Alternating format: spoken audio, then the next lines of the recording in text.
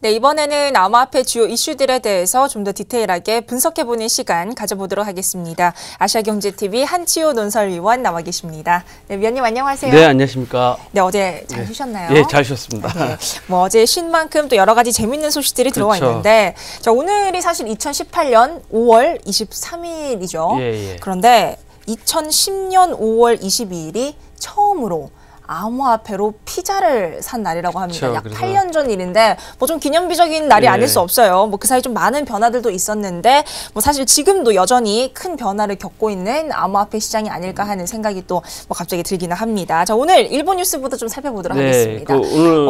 네, 작년에 암호화폐 거래액에 대한 보고가 나왔다고요. 그렇죠. 예.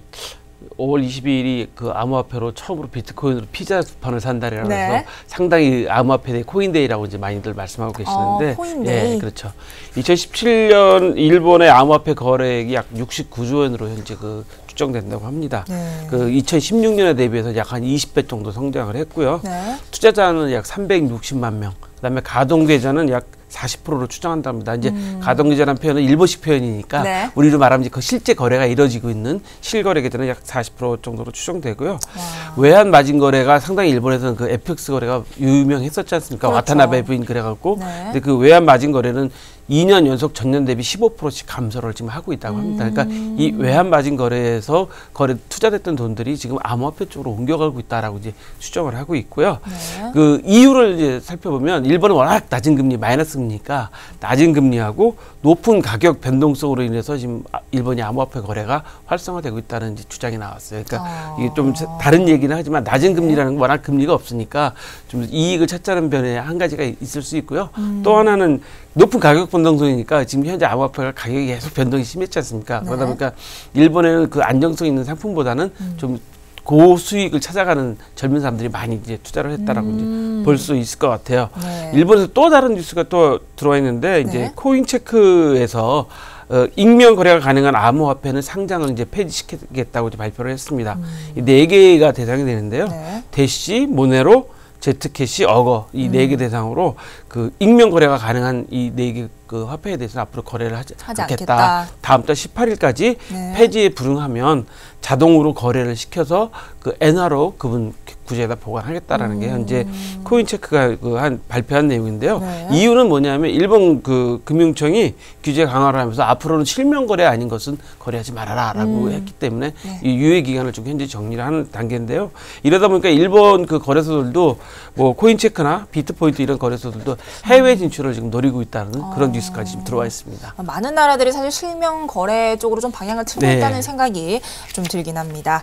자, 미국 역시 좀 흥미로운 뉴스들이 많이 들어와 있는데 사실 저희가 지난주, 지지난주까지만 해도 어떤 비트코인을 둘러싼 공방이 굉장히 치열하다라는 보도를 좀 많이 전해드렸어요.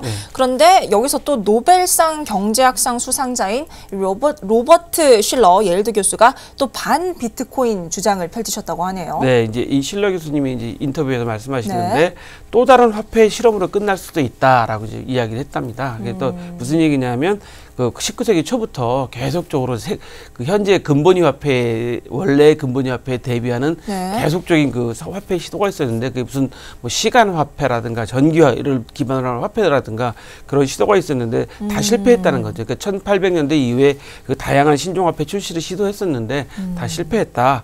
화폐의 이런 혁신 시도는 사회 혁명의 을 향한 갈망과 관련이 있다 이런 표현을 썼어요. 그러니까 뭔가 이 기득권인 이 사회 국가의 좀 그 변화를 요구하는 그런 사람들의 이제 갈망이다라는 이제 이야기를 하셨는데 사실 그러면서 하신 말씀이 이제 정부는 그 불평등과의 전쟁을 역사로 이끌어온 장본이다라는 거죠. 그러니까 정부가 그러니까 뭐 우리가 그 빈부격차가 심해지고 막 이런 여러 가지 불평등한 상황이 많고 정부가 독점하고 이런 부분에 대해서 많은 사람들이 현재 그 계속 뭐 혁명적인 거를 요구하고 있다. 뭐 이렇게 이야기하고 있는 건데요. 우리 전에 뉴스에 그런 이야기도 있었잖아요. 이제 암호화폐가 경제 혁명적인 그것을 완전 패러다임을 바꿀 수도 있다라는 그런 이야기들도 현재 나오고 있기 때문에 앞으로 어떻게 될지 좀 기초가 좀 주목되고 좀 눈여겨봐야 될 것 같고요. 있고요. 캐나다 증권위원회도 현재 미등록 거래소에 대해서 집중적인 단속에 들어갔다는 뉴스 들어와 있습니다. 그러니까 현재 그 등록하지 않는 거래소들은 앞으로 계속 단속해서 처벌하겠다. 이런 게 아마 그 아메리카 대륙의 이제 이야기인 것 같습니다. 네, 사실 일본 같은 경우도 이제 미등록 거래소에 대한 집중 단속이 좀 상당히 빨리 그렇죠. 이뤄진 나라 중에 하나인데요. 뭐 그런가 하면 우리나라의 경우에는 또 좀 정부를 강하게 비판하는 보도들이 또 최근에 좀 나오고 있어요. 예, 현재 정부를 강하게 비판하는 기사들이 좀 많이 나오고 있는데요. 네. 암호화폐 거래소가 국내에 약 한 20여 개 정도 운영되고 있는데 그 정부의 가이드라인이 없어서 투자자 피해 가능성이 크다. 그렇죠. 최근에 업비트나 뭐 빗썸 사태 이런 걸 보면서 투자자들이 심리적으로 불안감을 많이 느끼고 있다.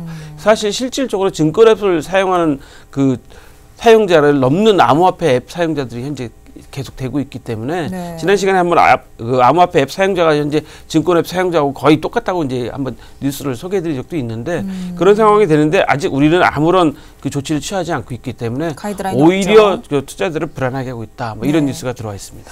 사실 암호화폐 거래가 아예 금지되어 있는 중국 같은 경우에는 지난번에 암호화폐 등급을 매기겠다고 그렇죠. 말한 바 있는데, 근데 이번에 이제 중국 당국이 발표를 한 게 보니까 사기성 있는 암호화폐 약 400개 정도를 발표를 했어요. 네, 알리바바 마인 회장이 뭐 비트코인이 버블이다는 이야기도 했는데 네. 이번에 중국 당국이 4월 현재 사기성 화폐가 한 421개 정도 된다. 근데 거기에 세 가지 특징이 있다는 얘기했어요. 네. 금융 피라미드 방식이다. 피라미드. 예, 금융 피라미드 방식이다. 그다음에 오픈소스 코드 구성에 문제가 있다.